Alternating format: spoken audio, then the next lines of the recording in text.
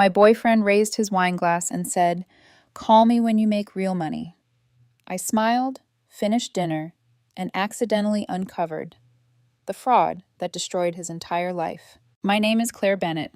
I'm 34 years old, and until recently, I would have told anyone that I was one of the lucky ones. Not because my life was perfect, it wasn't. I worked long hours running a small consulting business that helped companies improve their supply chains. Most people hear that and immediately lose interest. It isn't glamorous. Nobody makes movies about inventory optimization. Nobody posts Instagram photos celebrating efficient freight distribution. But it paid well. I enjoyed the work, and I'd built it from the ground up. Most importantly, I thought I was building a future with someone I loved. That someone was Ryan Carter. Ryan was 29 when everything happened. We met through mutual friends at a birthday party about a year and a half earlier. The attraction was immediate. He was confident, funny, charming when he wanted to be, and he had a way of making people feel like they were the most interesting person in the room. Looking back now, I can see that he was also very good at telling people exactly what they wanted to hear. At the time, I mistook that for emotional intelligence. 6 months after we started dating, he moved into my place. A few months after that, people had already started asking when we were getting married. I wasn't in a rush, but I won't pretend I hadn't imagined it. I wasn't in a rush, but I'd be lying if I said I hadn't imagined a future with him. A house, shared routines, and eventually a life that belonged to both of us. Looking back, the warning signs weren't dramatic. They were small moments, uncomfortable comments, and tiny doubts I kept explaining away. Ryan's change happened slowly enough that I barely noticed it. At first, it sounded harmless. He'd walk into my office while I was working from home and say things like, "Must be nice not having a boss." Or, "I wish I could answer emails in sweatpants all day." I'd laugh. He'd laugh. The conversation would move on. Then the jokes became comparisons. One evening after dinner, he mentioned that one of his friends had just landed a senior management position. Another time, he spent 20 minutes talking about a friend's boyfriend who worked for a major tech company. What struck me wasn't the conversation itself. It was the way he always looked at me afterward, like there was a point he wasn't saying out loud. Like my career somehow came with an asterisk. At first, I blamed work stress. Ryan worked in accounts payable for a mid-sized logistics company.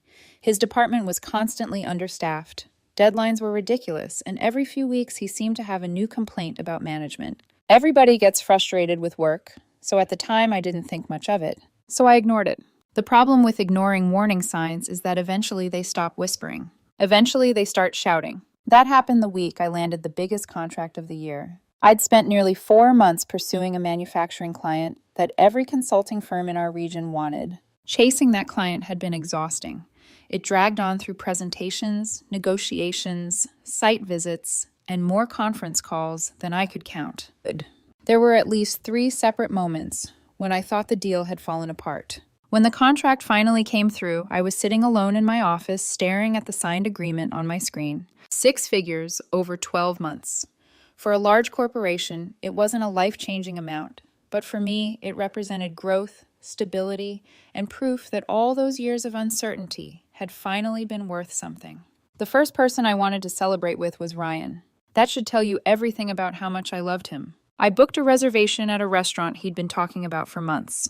An upscale Italian place downtown. The kind of restaurant with white tablecloths, expensive wine, and servers who somehow appeared beside your table before you even realized you needed something. I was genuinely excited that night. The whole drive there, I kept thinking about how proud I felt. Not just because of the contract. Because I thought Ryan would be proud too. Dinner started normally. We ordered wine, shared an appetizer, talked about our week. Or at least I tried to. Ryan spent most of the meal glancing at his phone. Every few minutes, the screen lit up. Every few minutes, he checked it. I noticed. Of course I noticed. But I didn't want to turn a celebration into an argument. So I kept talking. I told him how the negotiations had unfolded, how close I'd come to losing the client, how I was already considering hiring another consultant before the project officially started.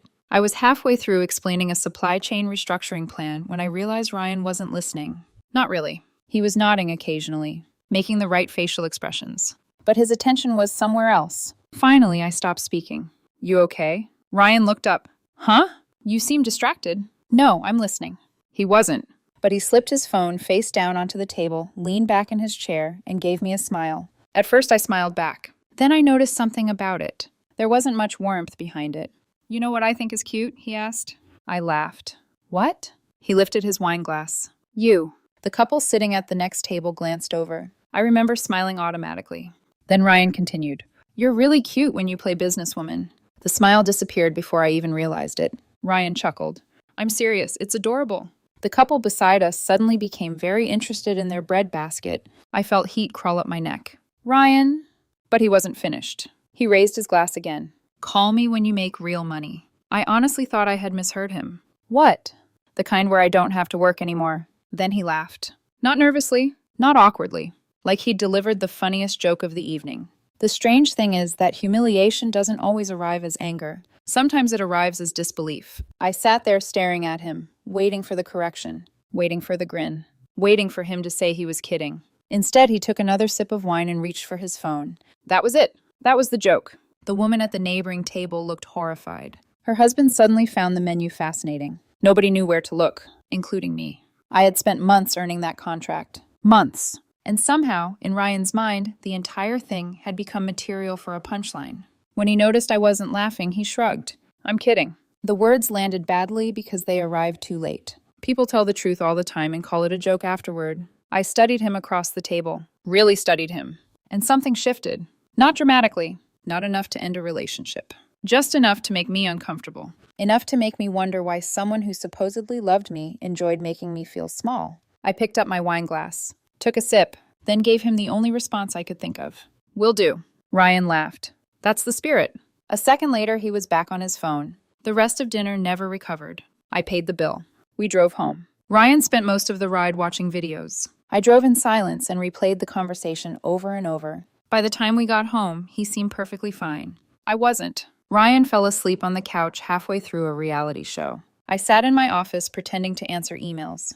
The truth was that I hadn't completed a single task in over an hour. My thoughts kept circling back to the same thing. Not the joke itself. Something else. Something I'd almost forgotten. About a month earlier, I'd had lunch with an old college friend named Ethan. Ethan worked in finance for the same parent company that employed Ryan. Different division. Same corporate umbrella. During lunch, he'd mentioned that auditors were investigating some irregularities in accounts payable. Nothing definitive. Just enough unusual activity to raise concerns. At the time, I barely paid attention. Corporate investigations happened all the time. But sitting there alone in my office that night, I found myself remembering details I'd dismissed before. Questions about vendor payments. Questions about invoices. Questions about money that didn't quite add up. Then another thought followed. Ryan had been spending a lot lately. More than usual.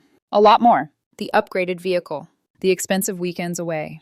The luxury purchases. The sudden generosity. Every time I asked where the extra money was coming from, he had an answer ready. A raise. Better budgeting.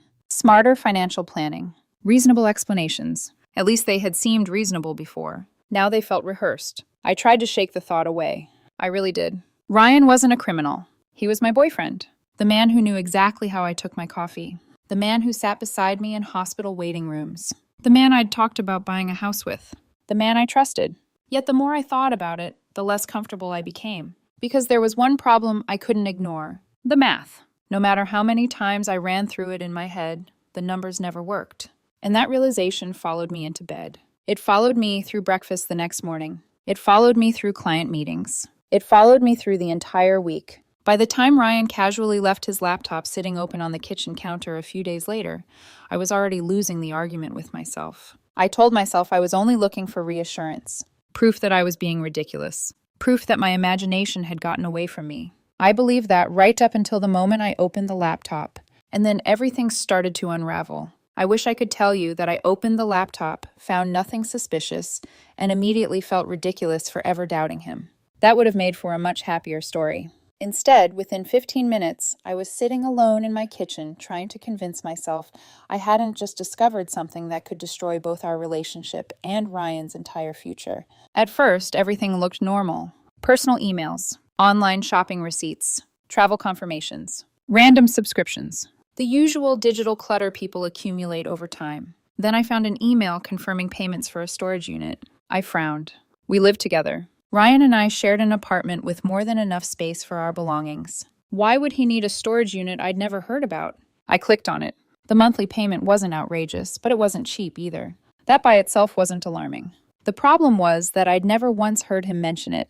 The longer I looked, the stranger things became. There were delivery confirmations for furniture that had never arrived at our apartment, electronics I'd never seen, items shipped somewhere other than our home. At first, I assumed maybe he was planning some kind of surprise. Maybe he was storing things for family. Maybe there was a perfectly reasonable explanation. Then I found screenshots. Dozens of them. That was the moment my stomach started sinking.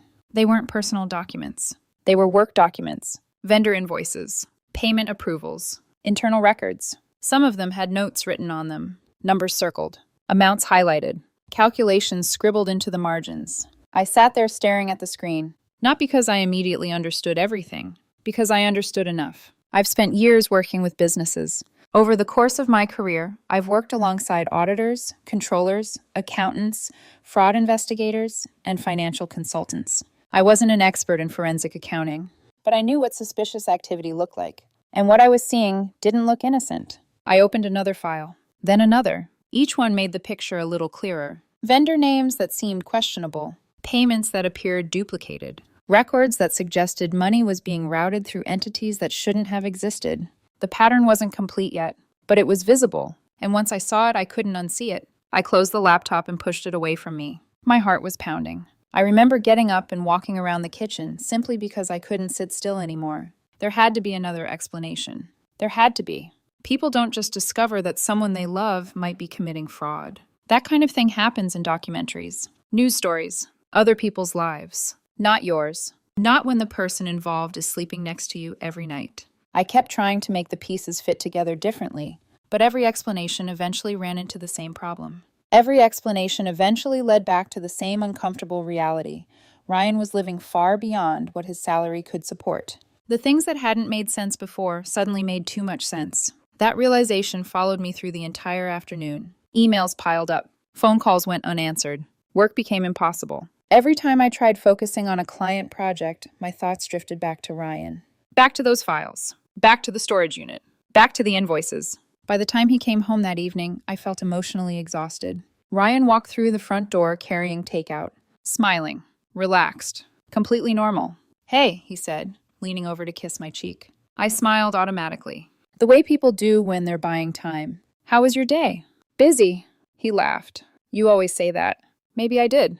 Maybe that's why the conversation felt so surreal. There I was, standing in the kitchen, wondering whether my boyfriend was stealing hundreds of thousands of dollars, and there he was complaining about traffic and asking what show we wanted to watch after dinner. At one point, he wrapped his arms around me from behind while I was putting food on plates. A month earlier, that would have felt comforting. Now it felt confusing. Not because I wanted it to.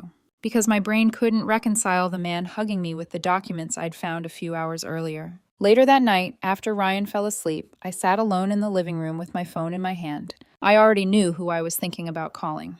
Ethan, my college friend. The one who worked in finance. The one who'd mentioned the investigation. The one person who might be able to tell me whether I was losing my mind.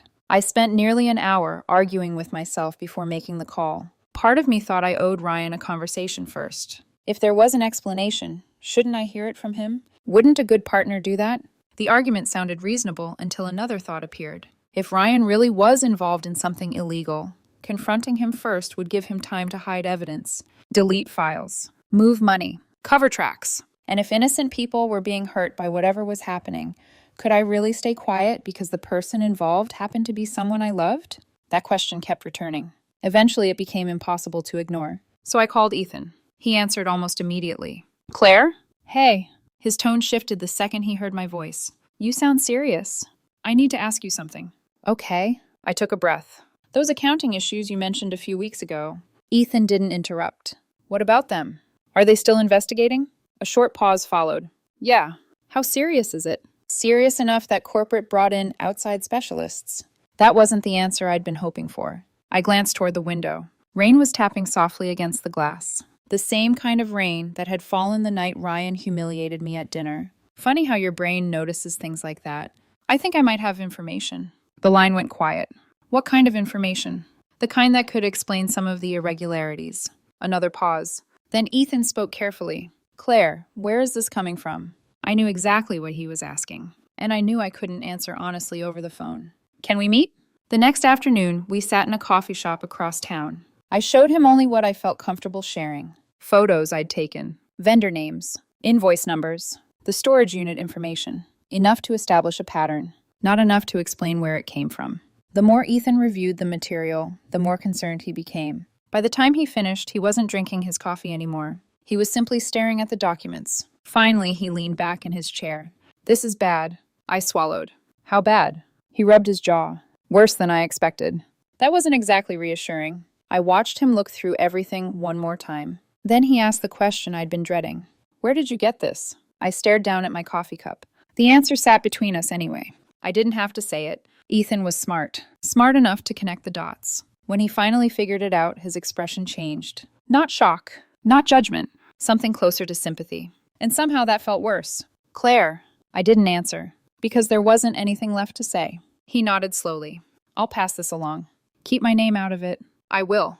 "You promise?" "Yes." I believed him. Still, when I left that coffee shop, I couldn't shake the feeling that something irreversible had just happened. Like I'd pushed over the first domino in a chain I could no longer stop.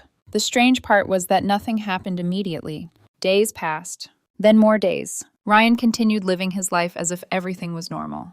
He went to work, came home, complained about management, watched television, talked about weekend plans. The entire time I carried a secret that seemed to get heavier every day. I found myself studying him when he wasn't paying attention, watching his reactions, listening to the things he said, looking for clues I'd missed before. One night during dinner, he mentioned wanting to upgrade his watch. Not because he needed one, because successful people should look successful. The comment would have sounded harmless a few months earlier. Now it landed differently. Almost everything landed differently. Then Thursday arrived, and the first domino finally hit the second. I was in the middle of a client call when the front door slammed hard enough to shake the hallway. A second later, Ryan appeared in my office doorway. The color had drained from his face. His eyes looked panicked. And before he even spoke, I knew something had happened. Something big. "Claire." His voice sounded wrong. "What happened?" He swallowed. Then he said the words that changed everything. "They fired me." The words hung in the air for a second before my brain fully processed them. Ryan stood in the doorway breathing hard, like he'd run all the way from the parking lot. I muted my microphone and told my client I'd call them back. The second the meeting ended, I turned my full attention to him. "What happened?" Ryan dragged both hands through his hair. The words hit me harder than I expected. His voice cracked this time. "They walked me out in front of everyone." I slowly stood from my desk. "What do you mean they walked you out?" "Security." The word came out bitterly, like I was some criminal. My stomach tightened. Not because I was surprised, because hearing it made everything feel real. A week earlier, this had all been suspicion. Now it was happening. Ryan paced across the room. "They said they found evidence." "Evidence of what?" His laugh sounded strained. "Apparently I've been stealing from the company." I didn't respond immediately. Ryan noticed. Of course he noticed. His eyes locked onto mine. "You don't believe that, do you?" The question hit harder than he realized. Not because I didn't have an answer, because I had too many. I knew about the invoices. I knew about the vendor records. I knew about the storage unit. I knew about the investigation. And yet hearing him ask for my trust still hurt. I don't know what to believe. Ryan stared at me. Then he shook his head. "Unbelievable." "What exactly did they tell you?" "They wouldn't give specifics." He started pacing again. "Just that forensic accountants found discrepancies tied to accounts I handled." "Discrepancies?" "That's their word." His voice rose. "They're acting like I built some giant criminal operation." The way he said it caught my attention. Not because of what he said, because of what he didn't say. Most innocent people focus on proving innocence. Ryan seemed obsessed with minimizing the accusation. That difference stayed with me. The conversation went nowhere after that. Ryan disappeared into the bedroom and spent the rest of the evening making phone calls. Lawyers, family, friends, anyone who would listen. I heard pieces of conversations through the wall. I didn't do anything. "They're making assumptions." "This is insane." The same phrases repeated over and over. The next morning felt strange. We were still living together, still sharing the same apartment, still sleeping under the same roof. But something fundamental had changed. The trust between us felt cracked, not shattered. Not yet, but cracked. Around lunchtime, Ryan walked into my office carrying his laptop. "My attorney says I need to gather anything that helps prove I'm innocent." I looked up. "What kind of things?" "Emails, documents, personal records." He sat down beside me. "Can you help me look through everything?" For a split second, I almost laughed at the irony. The laptop. The same laptop. The same files. The same evidence. Instead, I nodded. "Sure." For the next hour, I sat beside him pretending to search. Ryan grew more frustrated with every folder, every email, every dead end. Meanwhile, I already knew exactly what was hidden deeper inside the machine. By the time we finished, he slammed the laptop shut. Nothing. Maybe that's a good thing. Or maybe they're railroading me. I didn't answer, because even he didn't sound convinced anymore. A few days later, I got another unexpected phone call. Ryan's older brother. We'd only met a few times over the course of our relationship, but he'd always seemed practical. The kind of person who said exactly what he thought. After a few minutes of small talk, he got straight to the point. Can I ask you something? Sure. Do you think Ryan actually did this? I wasn't prepared for the question. What makes you ask? His brother sighed. The spending. My heart skipped. What about it? It never made sense. He didn't sound angry, just tired. Last Christmas, he bought gifts that cost more than some people's monthly rent. I stayed quiet. He continued.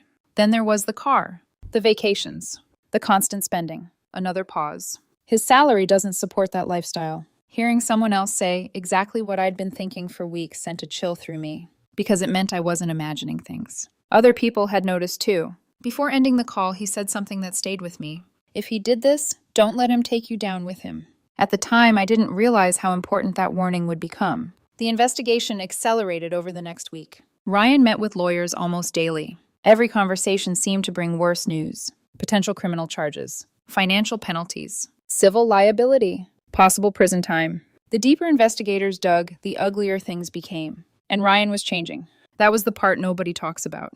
The investigation wasn't just exposing what he'd done. It was exposing who he was. The stories kept changing. One day he blamed coworkers. The next day he blamed management. Then he suggested someone had stolen his login credentials. Every explanation contradicted the previous one. And eventually I noticed something uncomfortable. Ryan wasn't acting like someone terrified of being falsely accused. He was acting like someone desperately trying to find a way out. One night I woke up around 2 a.m. and noticed his side of the bed was empty. I found him sitting alone in the living room. The television wasn't on. The apartment was dark, except for a lamp near the couch. His phone was pressed against his ear. I wasn't trying to eavesdrop, but his voice carried.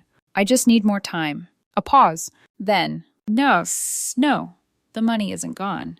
My heart started pounding. Another pause. Then, I told you I'll figure it out. I stepped back before he could notice me, returned to the bedroom, and lay awake staring at the ceiling. I didn't sleep much that night, because the conversation confirmed something I'd been fighting for weeks. This wasn't a misunderstanding. This wasn't bad luck. This wasn't some accounting error that would eventually clear itself up. Something real was happening. Something serious. And deep down, I knew the worst was still coming. I just didn't know how much worse it was going to get. A few days later, I got my answer. Ryan returned from a meeting with his attorney looking like he'd aged 5 years. He dropped into a chair at the kitchen table and buried his face in his hands. They have everything. I sat across from him. What does that mean? Everything. His voice sounded hollow. The payments. The invoices. The transfers. The words came slower now. Less confident. More defeated. What does your lawyer think? Ryan rubbed his eyes. He says the evidence is bad. Not unfair. Not fabricated. Bad. That word told me more than he realized. Because even now, he couldn't bring himself to call it false. Only damaging. I watched him carefully. What exactly are they accusing you of? Ryan hesitated. Just long enough for me to notice. They think I created fake vendors. They think? His jaw tightened. That's what they're claiming. The conversation ended shortly afterward, but the hesitation stayed with me, because people don't hesitate when they're describing something they know isn't true. The following week brought another problem. Money. Ryan walked into my office one evening and closed the door behind him. Immediately, I knew this wasn't going to be a casual conversation. My attorney needs a $15,000 retainer. I leaned back in my chair. That's a lot of money. I know. He took a breath. My parents can't help. Then he looked directly at me. I need a loan. There it was. The request I'd been expecting. The request I'd been dreading. And somehow I already knew that whatever answer I gave was going to change the course of everything that followed. I already knew my answer. The problem was that saying it out loud would make everything worse. Ryan was sitting across from me, waiting. The tension in the room felt different than it had a few weeks earlier. Back at the restaurant, he'd been confident. Back then, he was the one making me feel small. Now he looked like someone standing on a collapsing bridge, desperately searching for anything stable enough to hold his weight. My attorney won't move forward without the retainer, he said. If I don't pay him, I'm screwed. I folded my hands on the desk. What happened to your savings? The question came out calmly, but I saw his expression tighten immediately. I've got some. How much? Ryan looked away. Not enough. That answer bothered me more than it should have. Not because I expected a number, because I already knew it wasn't true. I'd seen enough financial information to know he wasn't broke. Whatever money remained, he was either hiding it or protecting it. Neither possibility was good. He leaned forward. Claire, I'm serious. So am I. This isn't a luxury purchase. This isn't some vacation. This is my future. I swallowed. The irony nearly made me laugh. A few weeks earlier, my biggest professional achievement had been a joke to him. Now he wanted me to rescue him. I need time to think. Ryan's face hardened. Think? Yes. His jaw clenched. My life is falling apart and you need time to think? I held his gaze. $15,000 is a major decision. The silence that followed wasn't angry. It was disappointed. At least that's how Ryan wanted it to look. But beneath the disappointment, I could see something else. Entitlement. The belief that the answer should have been automatic. That because we were together, I owed him my help. Eventually, he stood. I need an answer tomorrow. Then he walked out. The next morning, I gave him one. No. Just one word. Simple. Direct. Final. Ryan stared at me. At first, he didn't react at all. Then he laughed. A short, bitter laugh that sounded completely unfamiliar. Wow. I said nothing. After everything. Ryan. No. He held up a hand. Don't. His face had gone completely blank. I think I've heard enough. I expected shouting. I expected anger. Instead, he grabbed his keys and walked out. That calm reaction worried me far more than an argument would have. Because people don't usually become calmer when they're losing control. They become calmer when they've made a decision. That evening, my phone rang. The screen showed Ethan's name. The second I answered, I knew something was wrong. Claire. His voice sounded tense. My stomach dropped. What happened? I think Ryan figured it out. I sat up straighter. Figured out what?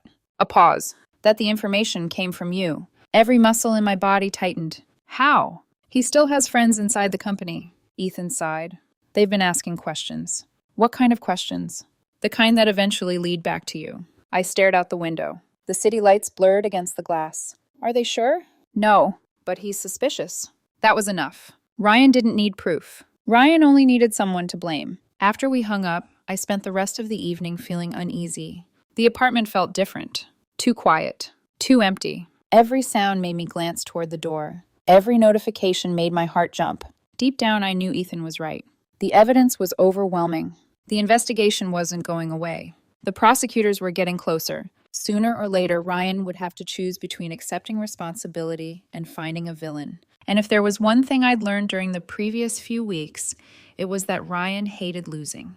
3 days later, I got my answer. He appeared in my office doorway just before dinner. The second I saw him, I knew something had changed. The panic was gone. The fear was gone. In their place was certainty. Not the certainty of innocence. The certainty of someone who had finally decided who was responsible for all his problems. How long have you known? I slowly put my pen down. Known what? Ryan laughed. Not because anything was funny. Because he'd already convinced himself he knew the truth. Come on, Claire. He stepped inside. I know it was you. There it was. The accusation we'd both been moving toward for weeks. I felt strangely calm. Maybe because part of me had expected this moment. You're accusing me of reporting you? I'm accusing you of betraying me. The word hit harder than I expected. Betraying him. Not the company. Not the people whose money disappeared. Not the coworkers whose jobs were affected. Him. Only him. I took a breath. What exactly do you think I betrayed? Ryan pointed toward me. You went through my laptop. You left it open. You had no right. I nodded slowly. And you had every right to steal from your company? His expression changed instantly. The anger cracked. Only for a second. But I saw it. And that was enough. That's not what happened. Then tell me what happened. Ryan opened his mouth. Closed it. Then looked away. The answer wasn't coming because the truth was sitting between us. Visible. Ugly. Impossible to ignore. I was going to fix it. The words slipped out before he could stop them. We both heard it. We both knew what it meant. I felt my heart sink. Not because I was shocked. Because after weeks of lies, that accidental confession somehow hurt more. You were going to fix it? Ryan rubbed both hands over his face. It started small. His voice sounded exhausted. I thought I'd put it back. The rest came slowly. Piece by piece. A few thousand became more. More became tens of thousands. Then it became too large to fix. Too large to explain. Too large to hide. And somewhere along the way, Ryan stopped thinking about getting out. He started thinking about getting away with it. By the time he finished talking, the room felt different. Not because everything had changed, because everything had finally become clear. The man standing in front of me wasn't a victim. He wasn't unlucky. He wasn't framed. He was someone who kept making bad choices until those choices became a disaster. And the worst part? I wasn't sure he fully understood that yet. For a while, neither of us moved. Ryan sat heavily in the chair across from me, looking exhausted in a way I'd never seen before. Not tired from work, not stressed. Exhausted from carrying a lie that had finally become too heavy to hold. I wish I could say I felt satisfaction. I didn't. The truth was much messier than that. Part of me was angry. Part of me was heartbroken. And part of me was mourning someone who, in hindsight, may never have existed in the way I imagined. Ryan broke the silence first. You really think you're the good guy in all this? I almost smiled. Not because it was funny, because even now, after everything, he was still trying to turn the conversation into a choice between heroes and villains. I don't think this story has a good guy. He shook his head. That's convenient. Is it? You destroyed my life. There it was.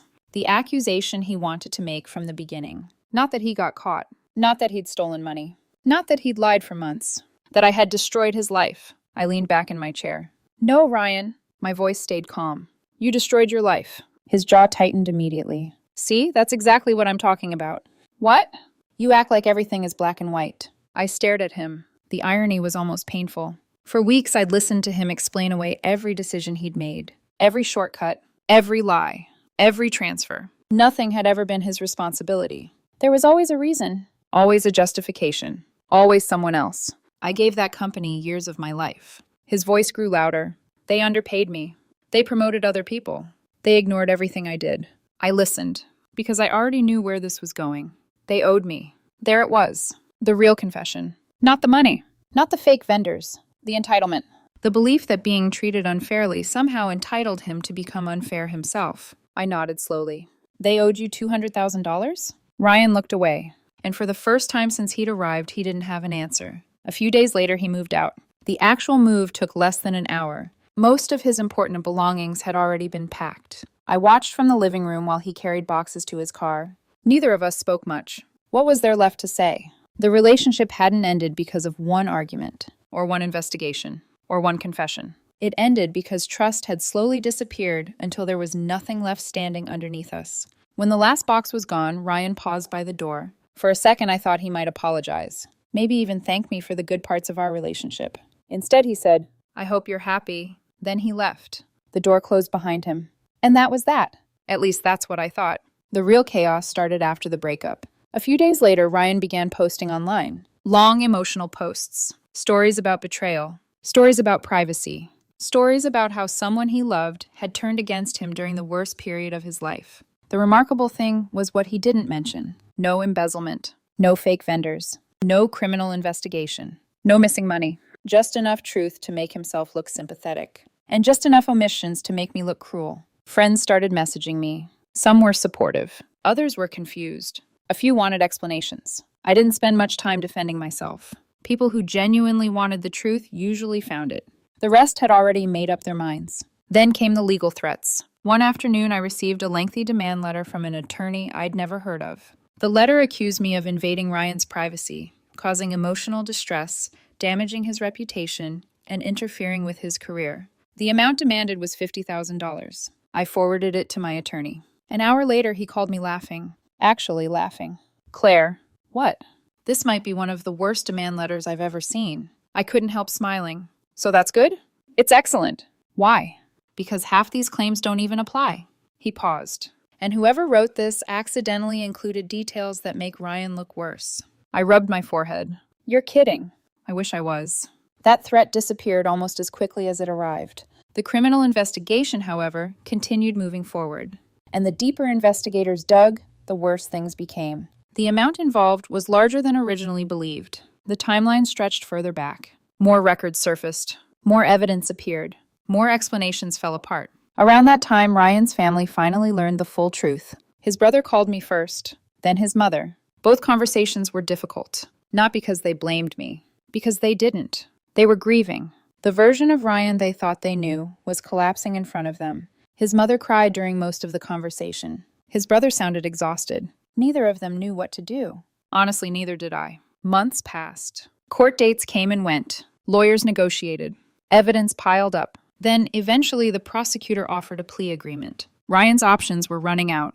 The case against him was simply too strong. One evening, long after we'd broken up, there was a knock at my door. I opened it and found Ryan standing there alone. The first thing I noticed was how different he looked. Not physically, emotionally. The anger that had fueled him for months seemed gone. The defensiveness, the arrogance, the constant need to blame someone, most of it had burned away. What remained was someone who finally understood that consequences were real.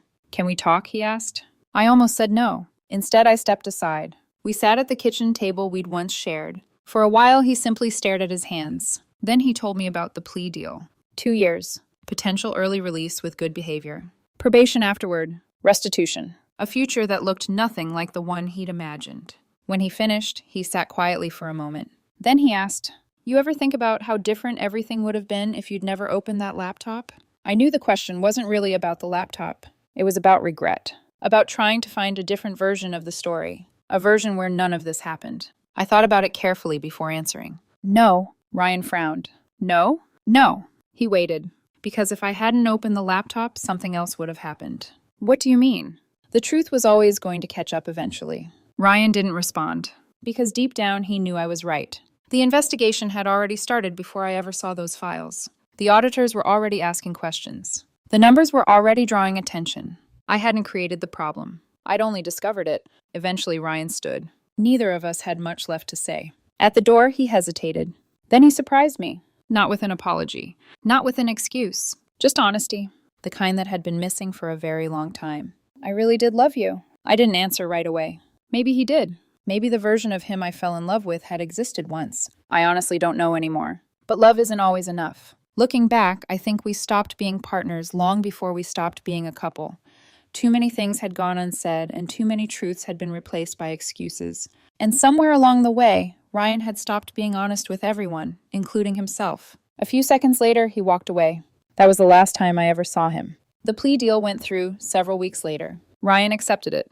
The sentence became official. His future changed permanently. Mine changed too. Just differently. My business continued growing. New contracts arrived. New opportunities followed. Life slowly became peaceful again. Not overnight.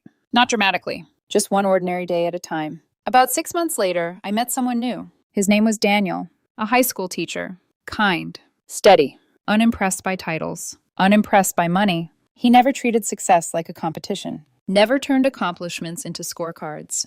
Being around him reminded me how relationships were supposed to feel. These days, people occasionally ask whether I feel guilty. I don't. Not because I'm proud of how everything happened. Because responsibility belongs where it belongs. Ryan's downfall didn't begin with my phone call. It began long before that. With the first lie. The first fake invoice. The first decision he convinced himself didn't matter. By the time the consequences arrived, the decisions that caused them had already been made months earlier. And the last thing I remember about Ryan isn't the investigation, or the courtroom, or the plea deal. It's that dinner, the wine glass in his hand, the smirk, the joke he thought was so clever. "Call me when you make real money." The funny thing is, by the end, money wasn't what either of us lost. I kept my business. I kept my future. I kept the ability to sleep at night. The last time Ryan saw me, he still thought money was the most important thing in the room. By then, he'd already traded away everything that actually mattered. I never called him when I made real money. I didn't need to. Life had already answered him for me.